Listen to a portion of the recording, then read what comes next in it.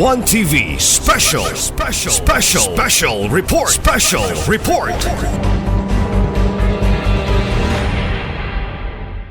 Thank you, Honorable Chair. About incision number 3, except order number 23-8-33, an order realigning items in the provisions under the maintenance and other operating expenses of the City Budget Office to realign the amounts from accounts, repairs and maintenance, office equipment 8,000, office supplies expenses 30,000, other maintenance and operating expenses 45,000, total amount 83,000 to be realigned to the account travel expenses 60,000, repairs and maintenance, motor vehicle 50,000, total amount of 80,000. I move for approval of concurrence and adoption of this order, Honorable Chair, on the first reading with reservations, Honorable Chair. Move for its approval and concurrence this executive order number 23-HFOJ-33. Motion approved on the first reading with reservation for its adoption. Thank you, Honorable Chair. Due to the objective and public interest to espouse sound fiscal management in order to foster sustainable development of some city, I move the motion to approve this executive order number 23-HFOJ-33. An order realigning items in the operations under the maintenance and other operating expenses of City Budget Office for approval on second and final reading, waiving the internal rules, Honorable Chair.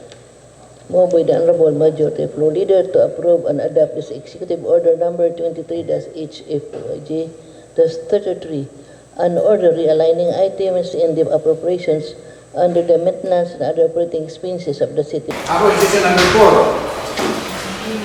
Decision placing the safety of OZAMIZ commitment to undertake the overall operation in the project implementation for the development of the KALAMBO-AN National Housing Authority's Instrument Assistance Program to local government.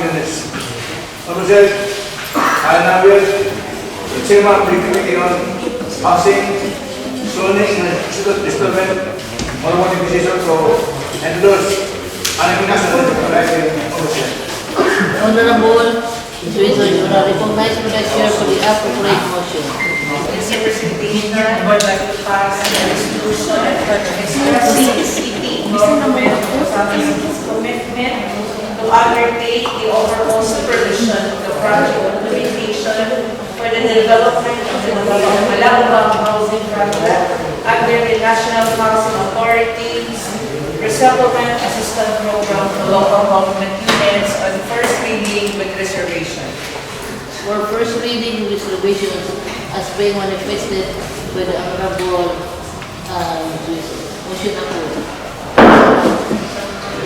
Whereas there is a need for us to pass a memorandum agreement with the National Housing Authority for the development of the housing project, the City Government of OZAMIZ is committed to undertaking the overall supervision of the project implementation for the development of Malaoban housing projects under the Resettlement Assistance Program for local government units. I would like to pass this at second, third, and final reading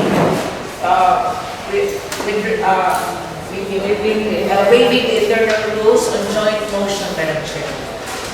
Waiving the internal rules, the Honorable Suizo is passing this resolution expressing the city government of USAB's commitment to undertake the overall supervision of the project implementation for the development of the Malaoban housing project under the National Housing Authority's Resettlement Assistance Program to local government units. Move for its approval on the second and final reading, waiving the internal rules. Thank you, Honorable Chair. Ako, position number 5. A resolution authorizing the City Government of OZAMIZ to return the National Housing Authority's Fund for division in case of failure to complete the Malaoban housing project within the prescribed duration and awarding on the units to target beneficiaries under the Resettlement Assistance Program for local governments. Again, Honorable Chair, I can hear the Chairman of the Committee on Housing, Zoning and Development and Local Organization to endorse and action. Committee Chair on Housing, Honorable Suizo, you are now recognized by the Chair for the appropriate motion. Thank you very much, Madam Chair. I would like to pass a resolution, Madam Chair, authorizing the city government of OZAMIZ to return the National Housing Authority Fund contribution in case of failure to complete the Malaobang housing project within the prescribed duration and non-awarding of the units target beneficiaries under the Resettlement Assistance Program to local government units on first reading with reservation. For first reading reservations, motion approved.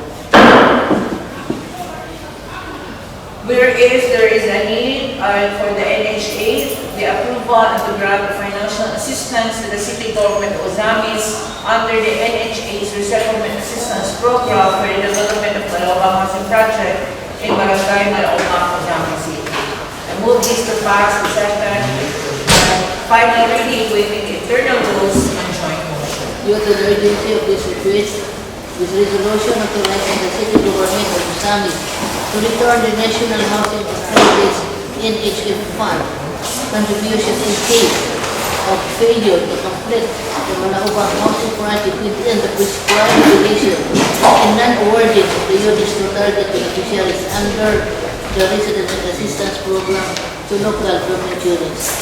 More for its approval on the second and final reading, we will end the resolution. Authorizing the local chief executive, Honorable Henry Pamela Jr., to enter into and sign on behalf of City Government of OZAMIZ the deed of turnover and acceptance of completed land development funded by National Housing Authority in relation to the Malaobang housing project in Barangay Malaobang, OZAMIZ City, OZAMIZ Occidental. Again, I yield to Chairman of Committee on Housing and Settlement, Honorable Dicosiso, to introduce and recommend action on this particular item, Honorable Chair. Honorable Suizo, you are now recognized by the Chair for the appropriate motion. Thank you very much, Madam Chair. This representation would like to pass a resolution authorizing the local Chief Executive, Honorable Henry F. Uomino Jr., to enter into and sign on behalf of the City Government of OZAMIZ the deed of turnover and acceptance of completed land development funded by the National Housing Authority in relation to the Malaobang housing project in Barangay Malaobang, OZAMIZ City, OZAMIZ Occidental on first reading with reservation. For first reading with reservations, motion approved. Wherein there is a need for the local government unit that our local government code provides that each local government shall have the corporate power to enter into contracts in exercising appropriate corporate powers for the sole benefit in the housing projects. I move to pass this resolution on third and final reading on joint motion. The Honorable Suizo is passing this resolution as being manifested to pass this on the second and final reading, waiving the internal rules. Is there any comment, remarks? Hearing none, motion approved on the second and final reading, waiving the internal rules. Thank you, Honorable Chair. Upon incision number 7, a resolution authorizing the local chief executive to enter into a contract with the concreting of Tabid Barangay Road, located at Purok 1, Lower Barangay Tabid, OZAMIZ City, and perform all acts for the implementation of the project funded from the construction and or rehabilitation and or widening of local barangay roads, bridges, spillways drainage system of the 20% development fund. I now yield to the wisdom of the Chairman of the Committee on Public Works and Infrastructure, Honorable Saulo Salvador, to introduce and recommend action on this particular item, Honorable Chair. Honorable Salvador, you are now recognized by the Chair for the appropriate motion. Thank you, Madam Chair. Thank you, Mr. Majority Floor Leader. I move to pass a resolution authorizing the local Chief Executive to enter a contract for the concreting of Tabid Barangay Road located at Purok 1, Lower Barangay Tabid, OZAMIZ City, and perform all acts for the implementation of the project funded from construction and or rehabilitation and or widening of the local barangay roads, bridges, spillways, and drainage system, road networks of the 20% development fund of the city. On first reading with reservation, Madam Chair. Move for its approval on the first reading with reservations. Motion approved. Due to urgency of this project and the importance of this project, Madam Chair, I move to pass this resolution on second and final reading, a resolution authorizing the local chief executive to enter into a contract for the concreting of Barangay Tabid, Barangay Road located at Purok Ono, Lower Barangay Tabid, OZAMIZ City, and perform all acts for the implementation of the project funded from the construction and or rehabilitation or widening of the local barangay roads, bridges, spillways, drainage system, road networks of the 20% development fund of this city. Pass this for the second and final reading, waiving the internal rules. Move with Honorable Salvador to pass this on the second and final reading as being manifested. Is there any comment, remarks? Hearing none, motion approved on the second and final reading. Thank you, Honorable Chair. Upon session number 8, a resolution authorizing the local chief executive to enter into a contract with the concreting of Barangay Kapuka proper, located at by Kapuka proper, Osan City, and perform all acts for the implementation of the project funded from the construction and or rehabilitation and or widening of local barangay roads, bridges, spillways, drainage system of the 20% development fund. I again yield to the Chairman of the Committee on Public Works Infrastructure, Honorable Salvador.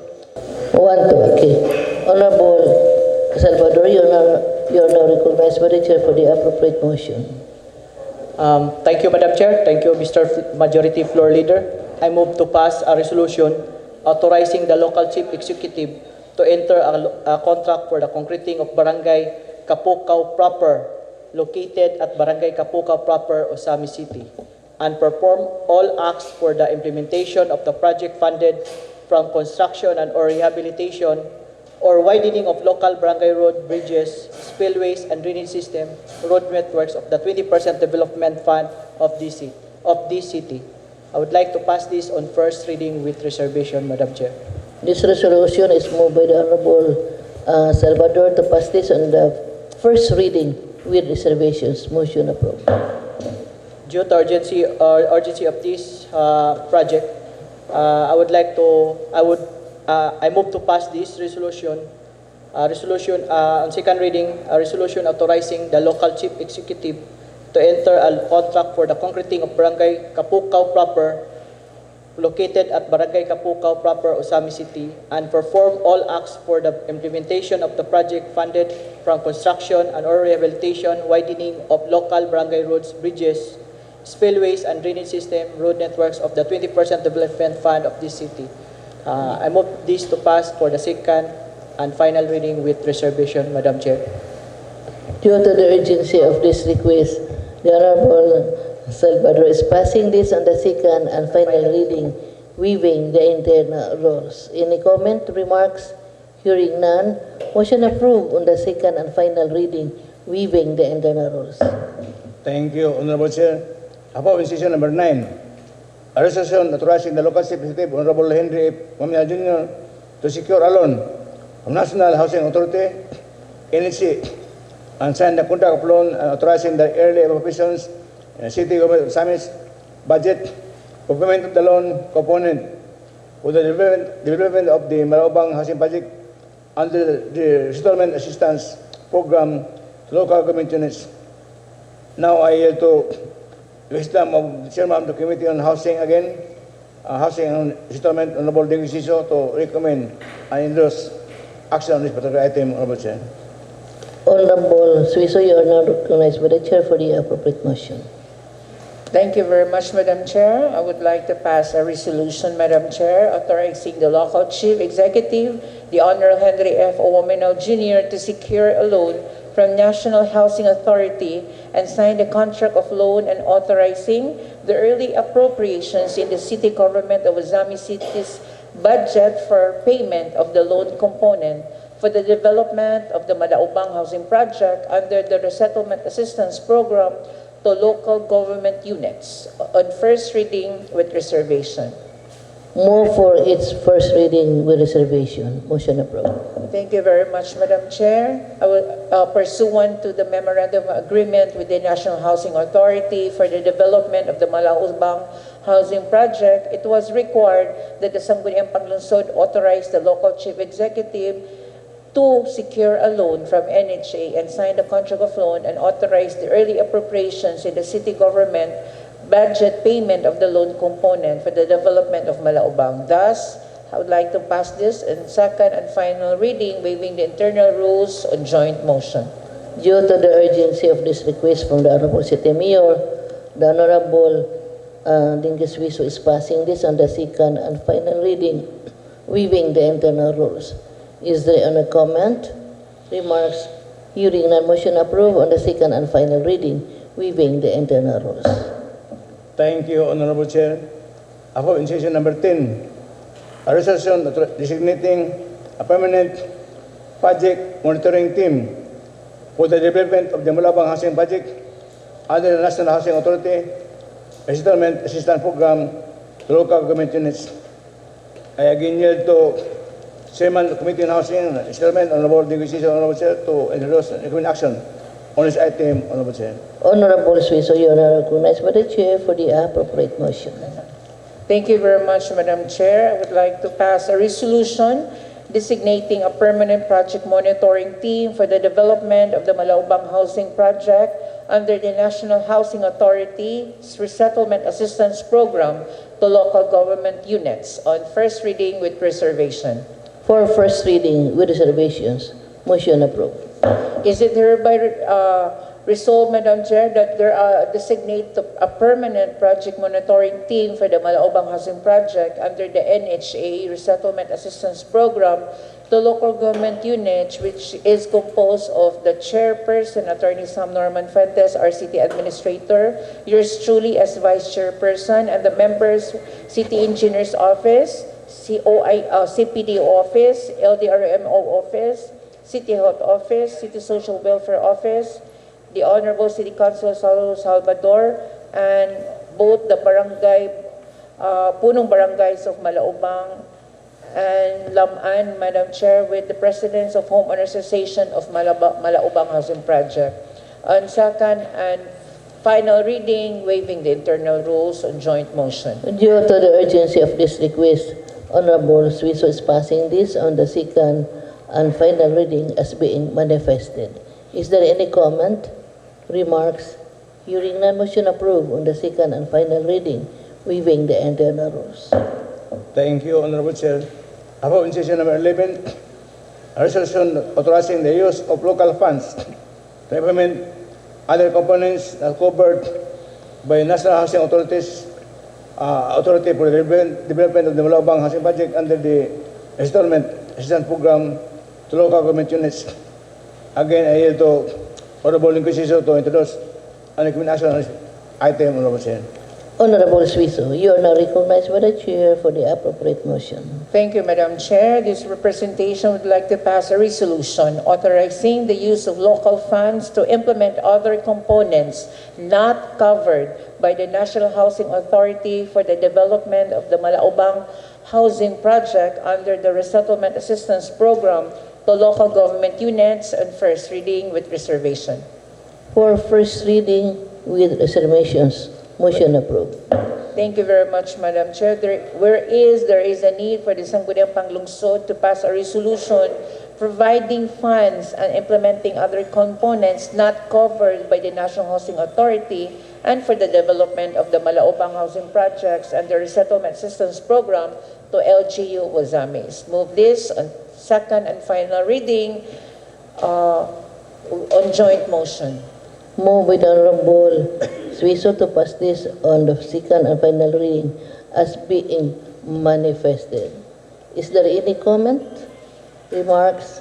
Hearing none, motion approved on the second and final reading, waiving the internal rules. Thank you, Honorable Chair. Upon session number 12, a resolution authorizing the local executive, Honorable Henry Wamila Jr., to enter into and sign on behalf of San City the memorandum of agreement with National Housing Authority for the development of the Malaubang Housing Project under the Resettlement Assistance Program to local government units. Again, I yield to Honorable Inquisition to introduce and recommend action on this item, Honorable Chair.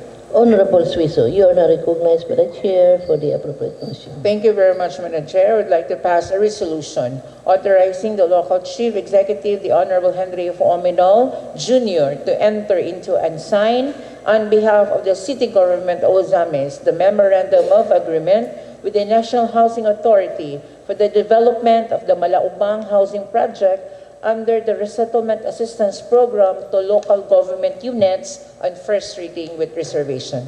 For first reading with reservation, motion approved. Whereas there is a need for the NHA and approval for the LGU to grant the financial assistance to the city government of OZAMIZ under NHA's Resettlement Assistance Program for the development of our Malaubang housing project in Barangay Malaubang, move this to second and final reading, waiving the internal rules on joint motion. Presented by Honorable Suiso to pass this on the second and final reading, waiving the internal rules as being manifested earlier. Is there any comment? Remarks? Hearing none, motion approved on the second and final reading. Thank you, Honorable Chair. Upon decision number 13, a resolution approving the conduct of mobile registration, institutional policies registration, and appellate issuance in different schools in Sam City on 16 August to 30 September 2023 by the PSA Provincial Office in Sam City. Honorable Chair, I now yield to the wisdom of the committee chairman of the Committee on Education, Honorable Cecil Yoko, to introduce and recommend action on this item, Honorable Chair. Honorable Cecil Ko, you are now recognized by the chair for the appropriate motion. Thank you, Madam Chair. Thank you, Majority Floor Leader. I move to pass a resolution approving the conduct of the mobile registration, institutional PhilSys registration, and e-Phil IDs issuance in different schools in OZAMIZ starting on August 16 up to September 30, 2023 by the PSA Provincial Office in OZAMIZ City for first reading with reservations. For first reading with reservations as being presented by Honorable Cecil Ko. Motion approved. Thank you, Madam Chair. In the interest and efficient public service to OZAMIZNONs, I move to pass this resolution on second and final reading, waiving the internal rules. Move for its approval on the second and final reading, waiving the internal rules as being manifested by the Honorable Cecil Ko. Is there any comment? Remarks? Hearing none, motion approved on the second and final reading, waiving the internal rules. Thank you, Honorable Chair. Upon session number 14, a resolution approving the conduct of business management seminar and financing forum D1 and passage foods and nuts production diversification training D2 on 17 to 18 August 2023 by the Department of Trade and Industry, Provincial Office in Barangay Kinuman Norte, Sam City. I now yield the wisdom of the Chairman of the Committee on Trade, Commerce and Industry, Honorable Catherine C. Lim, to introduce and recommend action on this item, Honorable Chair. Honorable Lim, you are now recognized by the chair for the appropriate motion. Thank you, Madam Chair. I would like to pass a resolution approving the conduct of the Business Management Seminar and Financing Forum Day 1 and Processed Foods and Nuts Product Diversification Training Day 2 on 17 to 18 August 2023 by the Department of Trade and Industry Provincial Office in Barangay Kinuman Norte, OZAMIZ City for first reading with reservation. For first reading with reservation as being manifested by Honorable Lim. Motion approved. Thank you, Madam Chair. Due to its urgency and public interest, I would like to pass this for second and final reading, waiving the internal rules. Due to the urgency of this request, this resolution for the approval of the conduct of business management seminar as being manifested by Honorable Lim to pass this on the second and final reading, waiving the internal rules. Is there any comment? Remarks? Hearing none, motion approved on the second and final reading. Thank you, Honorable Chair. Upon session number 15, a resolution approving the conduct of the Indigenous Peoples mandatory representative selection and confirmation process of the KOGON on 31 August 2020 by the National Commission on Indigenous Peoples in Assam City. Sir, in the absence of the Honorable Bayan Debation, I now yield to wisdom the Vice Chairman of the Committee on Indigenous People, Honorable Dingusiso, to endorse and recommend action on this item, Honorable Chair.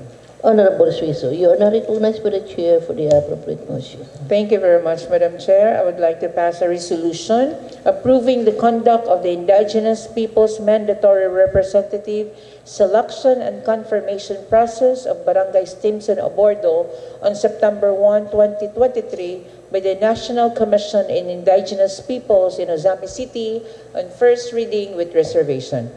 Motion approved on the first reading with reservation as being manifested by Honorable Suiso. Whereas there is a need to approve the conduct of the Indigenous Peoples Mandatory Representative Selection and Confirmation Process by the Commission on Indigenous People as provided by the NCIP Board, I would like to pass this on second and final reading, waiving the internal rules on joint motion. Moved by Honorable Suiso to pass this on final reading.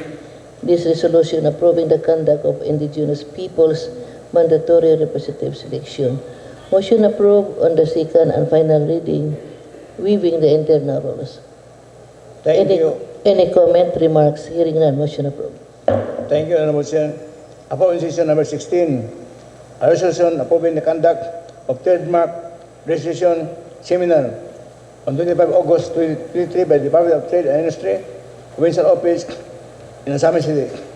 Honorable Chair, I now yield to the Chairman of the Committee on Trade, Commerce and Industry, Honorable Catherine C. Lim, to introduce and recommend action on this item, Honorable Chair. Honorable Lim, you are now recognized for the Chair for the appropriate motion. Thank you, Madam Chair. I would like to pass a resolution approving the conduct of trade registration seminar on 25th of August 2023 by the Department of Trade and Industry Provincial Office in OZAMIZ City for first reading with reservation.